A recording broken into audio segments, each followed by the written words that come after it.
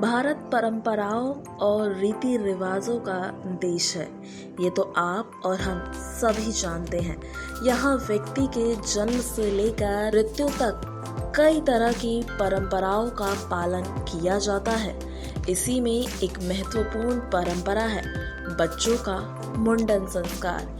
ये मनुष्य जीवन के 16 संस्कारों में से एक संस्कार है। सभी धर्म और जातियों में अलग अलग परंपराएं होती हैं। इन सभी रीति रिवाजों को सभी श्रद्धा पूर्वक करते हैं। हिंदू धर्म में हर कोई अपनी रीतियों के अनुसार जन्म संस्कारों को करता है और इसी तरह से मुंडन की ये प्रथा सदियों से चली आ रही है। चलिए फिर आज हम आपको बताते हैं कि क्यों नवजात शिशु का मुंडन किया जाता है। बच्चे के जन्म के पश्चात मुंडन करवाना शुभ माना गया है। मान्यता है कि बच्चे के सिर पर जन्म के समय जो बाल होते हैं वो अशुद्ध होते हैं और उनमें कई तरह के कीटाणु मौजूद होते हैं, इसीलिए बच्चे का मुंडन करवाया जाता है। हर किसी की मुंडन के पीछे अपनी मान्यता होती है। ये सिर्फ धार्मिक कारणों से नहीं बल्कि वैज्ञानिक कारणों से भी सही माना गया है। ये संस्कार पवित्र स्थलों पर अधिक किया जाता है। माना जाता है कि इसके बाद बच्चे को किसी भी तरह की बुरी नजर नहीं लगती है।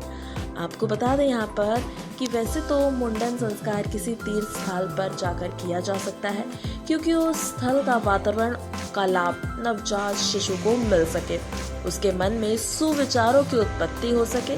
इसके साथ ही ये भी मान्यता है कि जब बच्चा गर्भ में होता है तो उसके सिर पर कुछ बाल होते हैं जिसमें बहुत से बैक्टीरिया लगे होते हैं। ये बैक्टीरिया किसी साधारण तरह से नहीं निकलते, इसीलिए भी बच्चों का मुंडन करवाना बहुत ज़्यादा ज़रूरी होता है।